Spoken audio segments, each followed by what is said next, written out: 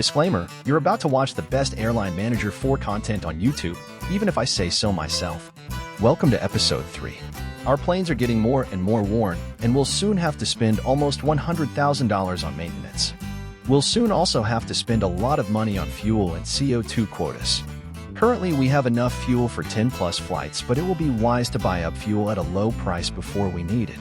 However, we have just 14,000 CO2 quotas and need to buy at least 500,000 more to not lose the eco-marketing and run the airline.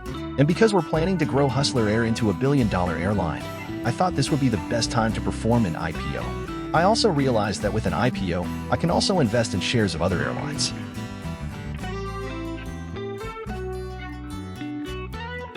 Our initial share value is calculated as 75 cents, and we would be able to sell 50,000 shares and also have an option to issue another 50,000 shares for $25 million.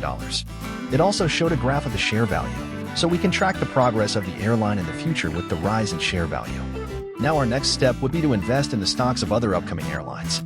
After the last video, I ran almost 40-plus flights, so I have a balance of $2.3 million. I plan to invest almost $200,000 into stocks of other airlines. When searching for airlines to invest in, alliances are the best way to do it. So I started searching for alliances that required airlines to be very active and run more flights.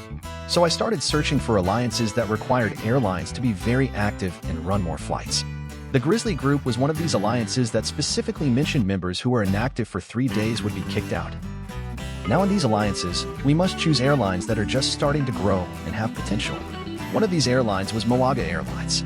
It had a large fleet and decent stats, but they had a very high share price. So I decided to buy 150 shares at just above $200,000. I also wanted to invest in an airline with a lower share price, so I found the Global Wings Alliance, which also had a strict 24 hours inactive status policy. In this alliance, I found Wolverine Air, which was promising with a low share price of $10.25 and a diverse fleet of aircraft. I decided to buy up 7,000 shares of Wolverine Air at $70,000. This was good because I was diversifying my investments into a low share price airline and a high share price airline. So now Hustler Air has $277,000 worth of investments and is finally a growing airline. In the previous video, a user commented that buying up a lot of DC-910s would be very useful. So I was just researching on DC-910s and other planes. Since we are now starting to buy fuel and CO2 quotas, we have to switch to a less costly strategy. So I plan to do medium to long-range flights with economy, business, and first-class passengers. I tried to buy 3 flights, but with full configuration, I could only afford 2 DC-910s for almost $1.4 million. With the mixed passenger strategy, we need longer routes, so I also checked out the Boeing planes. The B737-200C had a range of almost 5,000 kilometers and was economical and fast. It also had more seats than the DC-910.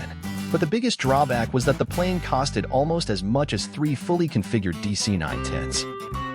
After some time, I claimed a bi-weekly gift in the duty-free section of the bonus tab, and it gave me a 20% discount in CO2 prices, which was just what I needed. So I bought 500,000 quotas, which would be enough for now.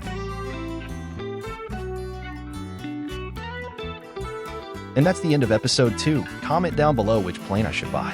Don't forget to like this video and subscribe too, so you can watch next week's video and other new videos on my channel.